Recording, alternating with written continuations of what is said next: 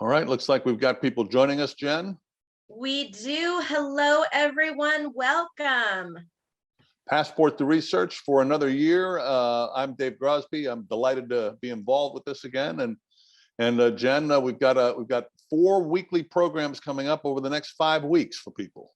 Yes, 4 different research topics, 5 different researchers. I think it'll be a really interesting way to learn about what the heck is going on in the Parkinson's research realm.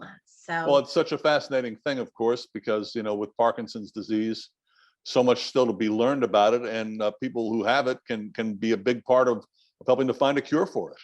Absolutely. They're honestly, you are special. You're the key to unlocking these mysteries. So it's really critical to learn and decide what you can be a part of. Not every research project is for every single person. So we'll talk a little bit about that, but there's just a variety of things and really exciting things on the horizon. So we've got our fingers and toes crossed that we're going to make some great strides in this. And want everyone to know as you're coming in, your questions are more than welcomed today, and you just type them into the question and answer panel on the bottom right of your screen, and we will get to them right as soon as we see them, basically. So, I've got some questions prepared for our guests, but this is for you, and your questions are the ones we want answered more than anything else. So do not hesitate, and if it's taking a little while, don't worry, we will get to your questions.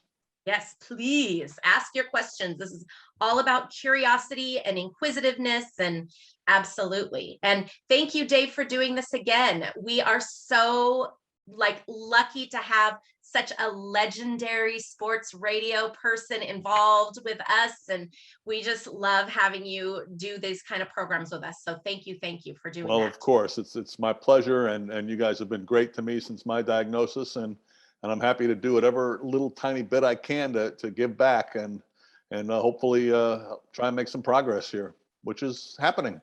It is happening. So it is 12:04.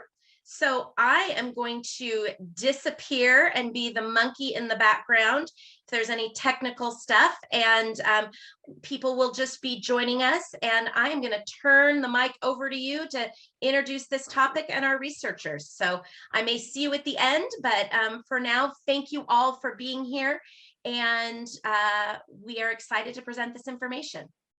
Okay, thanks, Jen, and good afternoon again to everyone. Thank you for joining us for the APDA Passport to Research series. My name is Dave Grosby. My mother was diagnosed with Parkinson's back in 2010 when she was visiting her family in Newfoundland, and she moved back to California a year later and really struggled with the disease. It took her in 2015 when she was 79 years old. She had some allergies to the medication. She had a really hard time with it, so you can imagine what it felt like for me in 2018 to find that I also had Parkinson's disease. But I had a couple of things to learn, more than a couple of things to learn. One, as we all know who are dealing with the disease, is that it's different for everyone. So my disease might not be the same as my mother's or anyone else's. And that I had a friend, and we all have a friend, but I had a specific friend with APDA. I had worked for 710 ESPN radio back when it was Cairo in the early 90s.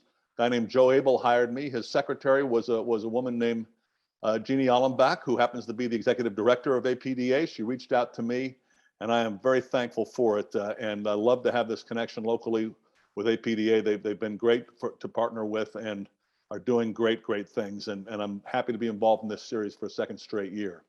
Now, APDA's dual mission is providing help today for those living with Parkinson's and hope for tomorrow by investing in critical research projects. Another reason why I'm proud to be associated. Research, that's the main thing we're here to talk about today. APDA has invested nearly $51 million into critical research since 1961, and the Northwest chapter is proud to be the sole founder of the Parkinson's Disease Registry, which helps speed up the research process by connecting researchers to willing participants. Keep an eye on your post-event email for more information about that registry and how to get involved. It's one of the things that we can do, those of us suffering from Parkinson's disease. We can all help in coming up with the cure. There's some fantastic research going on right here in the Northwest, and we hope through this series you will learn more about the work being done, the people behind it, and also how you can be involved.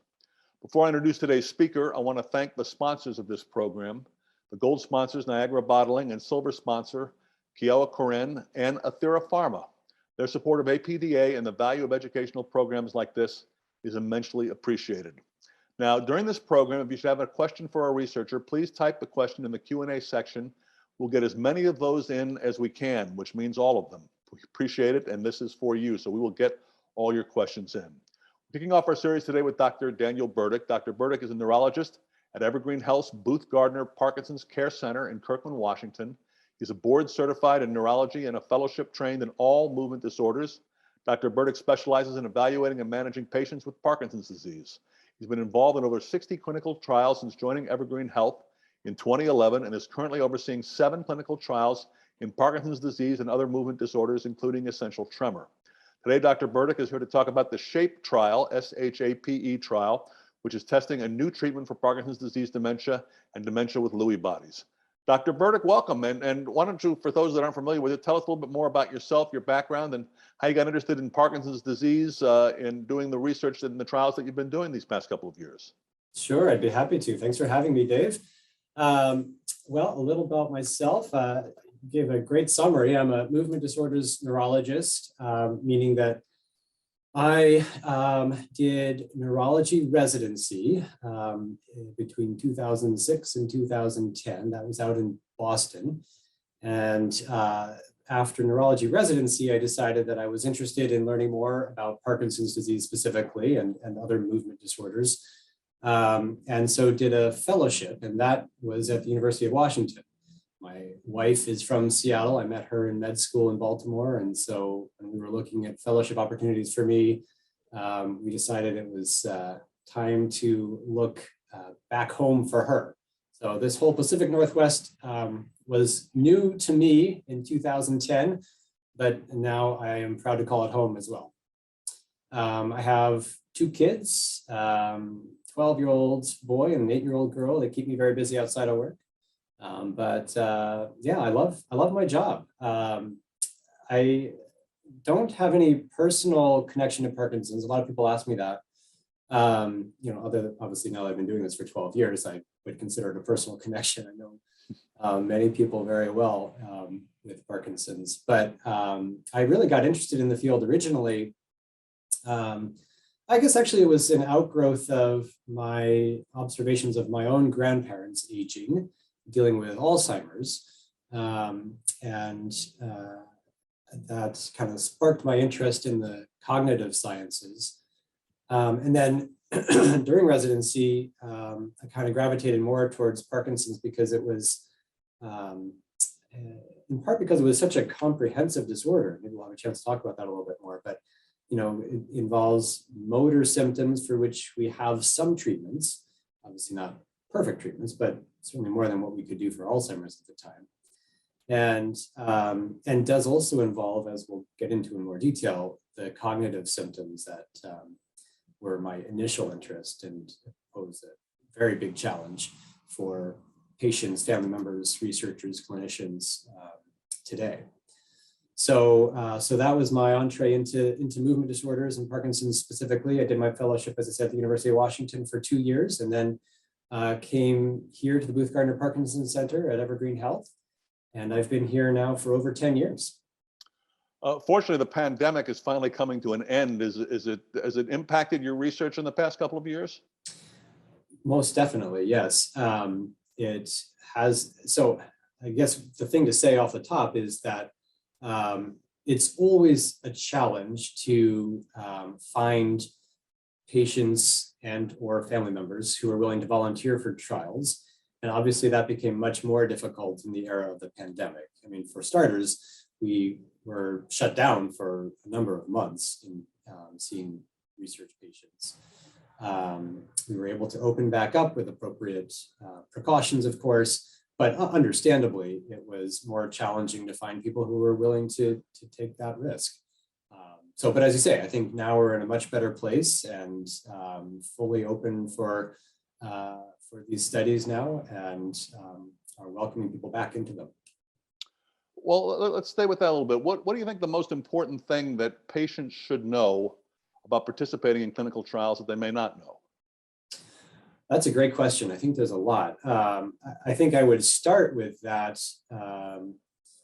with that idea that we're always looking for volunteers. There are, I think of participating in clinical trials as really asking for a donation of time, donation of patients' time and their family members' time, of course. So, we're in progressing Parkinson's disease research, we need donations of money, of course, that helps. But really, when we're talking about clinical trials, we're asking about donations of time. And so that's something I think important to understand, that clinical trials are more involved than your typical visit to a doctor. There are more visits, more frequent visits. The visits tend to be longer with more testing, more questionnaires, more assessments, more physical exams. And so it's a time commitment, but it's such a valuable donation of time that it's a really useful thing to do. That's where I'd start, I guess. I mean, there's a lot we could talk about with clinical trials. I think number one, the importance of having clinical trials. This is really the mechanism by which new treatments are developed. We don't have new treatments if we don't have patients willing to participate in these clinical trials. So that's probably the two most important things that I'd say. What about, I imagine there are some common misconceptions about them. What are the most common misconceptions you've run across? Yeah, well, I think one common misconception would be this idea that, we're exploiting people, or that they're acting as guinea pigs, right? That's one point of resistance that I hear from people. I don't want to be a guinea pig. I think important to understand that by the time we get to a phase 2 or phase 3 trial, these medications have already gone through a number of safety assessments. Number one, they've been tested in actual animals. And number two, they've usually been tested in humans who don't have the target disease, in this case, who don't have Parkinson's disease, dementia, or dementia with Lewy bodies. So there has already been some safety assessments done. Obviously, safety is a very important part of the study as we go into the phase 2 and phase 3 as well. We never take safety for granted in these trials, but it has already been assessed. So it's not a purely new medication. Other misconceptions, I think, around the placebo. Some patients are reluctant to participate in the trial because they understand, rightly so, that there's a chance they might not get the actual drug that's being tested. Instead, a portion of the patients are given a placebo or sugar pill or saline injection. And that's a valid concern. I mean, it's true that there's a chance you won't get it, but I think the misconception is that that means there's no point in participating. I think in truth, the placebo arm is a really important arm of any clinical trial. And even if you participate and get the placebo, you're still participating in a really important, really valuable way. The benefit really is not necessarily during the trial, but by developing new treatments, you can be improving the treatments and improving the lives of people with Parkinson's in the future, right? Including your future self, right? Including the person who's participating, their future self is benefited by having a placebo arm. The placebo arm is really the only way we know if a treatment is effective or not, and safe or not. Because for any one individual, when we're talking about a treatment like the SHAPE trial, we're looking at whether it can slow down the progression of Parkinson's disease dementia.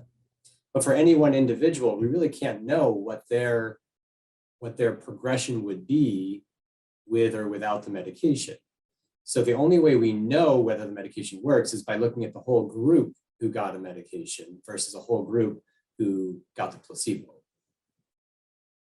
Before we get into the specifics, we got a question. Can a person with atypical PD, i.e. no tremors and an unclear diagnosis, take part in clinical trials?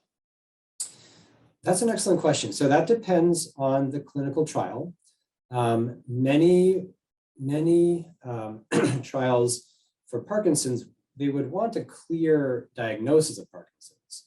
Now, I will say that there are specific diagnostic criteria that you could fulfill even if you don't have a tremor. So the question is, what is the nature of your diagnosis specifically? If it's an unclear diagnosis, that would probably make it difficult to find a Parkinson's trial that you would be eligible for. But if there's a clear diagnosis of Parkinson's, even if you don't have a tremor, you could still be eligible for a clinical trial. And then similarly, there are other diseases that are considered atypical Parkinsonian syndromes. And they would need a specific diagnosis, but again, there are other diagnostic criteria that could be met, like a disease called MSA or PSP, and these have their own specific clinical trials. So ultimately, it would depend on the clinical trial specifically. And you may have to, if it's truly an uncertain diagnosis at this point, you may have to wait until a more clear diagnosis could be made. Okay, today, as mentioned, it's about PD dementia. First off, can you tell me a little about Parkinson's disease dementia and how it's currently treated? Sure. So Parkinson's disease dementia refers to dementia that occurs in the setting of established Parkinson's disease. So specifically with dementia, we're talking about impairment of cognition, cognition being things like memory, thinking skills, decision-making, visual spatial skills, word finding, all of these kind of higher order mental processes that can be affected by Parkinson's disease. And when they're affected to the point that they interfere with your ability to perform some activities during the day independently, then we call that dementia. And when it's in the setting of established Parkinson's disease, we call it Parkinson's disease dementia. As I mentioned earlier, it is one of the more challenging aspects of Parkinson's disease. It's unfortunately fairly common in Parkinson's disease. Roughly half of people with Parkinson's will develop dementia between 10 and 15 years after their onset of symptoms. So it's a challenging part, as I mentioned, because we don't have especially effective treatments. We do have some medications that we use that do help a little bit. They can help with maintaining attention, focus, thinking, maybe help a little bit with memory. But the effect is not dramatic, I would say. It's really a modest benefit. I think it is better to get the modest benefit than not, as long as there's no side effect from the medication or a side effect that can be tolerated. But it's certainly not a dramatic benefit. And importantly, the medications that we have are symptomatic treatments only, meaning they improve the symptoms, which is valuable, but not as valuable as something that could slow down the progression of the disease. Has there been much research done in this part of this field, and have there been many advances made in recent years? Well, I'd like to say yes. I think I can't say there's been a lot of advancement in terms of treatment. Like I said, I mean, we only have 3 or 4 medications that are of modest benefit at most. And in fact, really only one of those has been studied specifically in Parkinson's disease dementia. The others were studied and approved for use in Alzheimer's disease, and we kind of co-opt them for Parkinson's disease dementia. So I think there's clearly more need for research. This is one example, though. I think that there is more interest in this area, and we'll see more research in cognition in Parkinson's in the future. I think there has been a fair degree of research done trying to understand the cognition. I mean, for instance, 20 years ago, we didn't even know that dementia was that common in Parkinson's disease. That was sort of the first step. I think people 20 years ago really just focused on the motor symptoms of Parkinson's and didn't appreciate or understand the effects that it has on general cognition and how much of an impact that can have on patients and their families. And so now there's a much better understanding, which means we can support those symptoms a lot better. And that drives a lot more of the research in that field. Now, I read the goal is to improve symptoms and slow the disease progression. Are those two different things, or if you figure out one, will it fix the other? Yeah, good question. So I would say that those are two different things. The way I think about it is to use an analogy with Parkinson's in general and Parkinson's dementia specifically. I kind of think of it as being like you're on a slope of a mountain. If I can use my hand as a visual aid here, and the progression of Parkinson's is gradual, right? The slope downhill is kind of gradual. But what we can't do right now is change the slope of the hill, right? So obviously what we want to do is make that a less steep slope so that the disease progression is slower. Right now, all we can do is treat symptoms and kind of move people back up higher on the mountain, which is, as I say, it's valuable to do that. Be higher on the mountain, it's like the view is better, right? You've got less symptoms, you feel better, you can do more things. That's valuable, but it's not as good as changing that slope. The slope stays the same, and even when you're back up here with the better symptoms, you're still kind of following that same slope that you were on before. So that gets to this trial where we're testing a medication where there's hope that it could change the slope, make the progression less steep, less slow, less fast. Got it. Slower. Before we get to the SHAPE program in particular, I got another question. How do you determine if a person has Parkinson's, then Lewy body dementia, or vice versa? Yeah, well, that's actually a very good question, and it's something that's a bit of a controversy, I guess. The difference between Parkinson's disease dementia and dementia with Lewy bodies is purely arbitrary. The definition of Parkinson's disease dementia is dementia that occurs within the setting of Parkinson's disease, meaning that you've had motor symptoms of Parkinson's, things like tremors, slowness, stiffness. You've had those motor symptoms for at least a year before developing the dementia. If it's less than a year, or if the dementia starts first and then motor symptoms develop, we call that dementia with Lewy bodies. So you can imagine there's really not much difference between somebody who develops dementia at 364 days after their motor onset versus 366 days. And yet we call those things two different diseases, or at least we used to. And some people still do, but nowadays actually many of us in the field would consider it all Parkinson's disease, with a subtype now of Parkinson's disease with dementia with Lewy bodies. Because it's really the same disease, just affecting different parts of the brain at different times. Okay, let's talk about the SHAPE trial, which is going on right now and represents a new approach to treatment. How did you find out about it in the first place? Well, actually, I've been working with the sponsor, the company that's developed this drug, for a number of years now, as they have been developing their clinical trial program.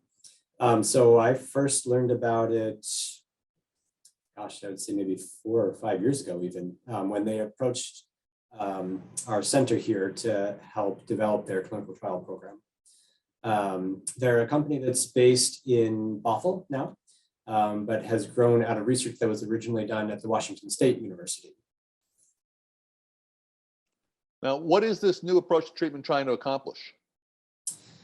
Well, it's trying to both, actually, get to the earlier question, is trying to improve both the symptoms of Parkinson's disease dementia, as well as slow down the rate of progression. So I mentioned it had been studied in animal models for a number of years. And in those animals, it was found that this drug could help promote the health and survival of neurons, brain cells. It helped reduce the inflammation that we see around those cells in Parkinson's disease.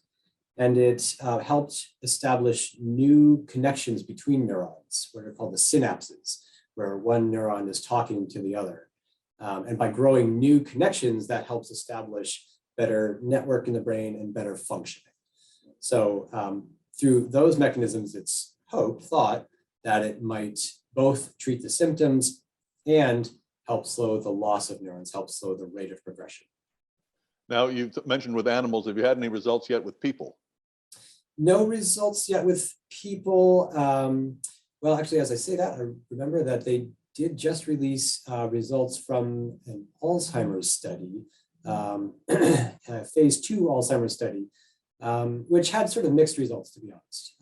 They did not find improvement in the symptoms, but they were able to find evidence of improvement in kind of other ways of looking at it. And so they are planning to proceed with their phase 3 trial in Alzheimer's disease, actually, which is already ongoing. And then, of course, we don't have any results yet from the studies in Parkinson's, which have only just started. Now, if someone listening would like to get involved, what would it entail? Sure. So to get involved, the first step would be to contact our research department. And you can do that either through the phone. Can I give the number now? Yes. All right, it's 425-899-5385. Or you can go online to the EvergreenHealth Research website, which is just evergreenhealth.com/research. And then from there, there's a link on the right side to the SHAPE trial, the SHAPE study. And you can also learn more about the trial on the sponsor's website, which is just SHAPE trial, all one word, SHAPE trial.com. And they have information about the eligibility there and a video about how it's thought to work. And you can check that out there. And we'll have this information, by the way, for everyone in a post-event email. So we'll make sure everyone gets it. Perfect, thank you. Then in terms of what the actual participation would entail, so if you reach out to one of our study coordinators, they would talk to you first by phone and go through a number of the eligibility criteria and make sure that it's something that that you'd be eligible for the trial and that you'd be interested in participating once you understand all the details. And then from there, it's just a process of going through the study. The study itself lasts anywhere from 6 to 8 months and has 9 or 10 visits over the course of that time. 1 second, I'm going to get a little drink of water here.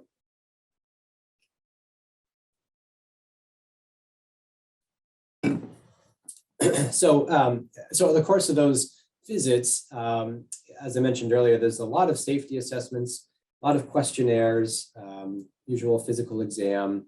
There would be an EEG, which is test of the brain waves. You put little electrodes on the scalp and measure the brain waves, which is actually a kind of a novel and exciting way of measuring the effect on cognition.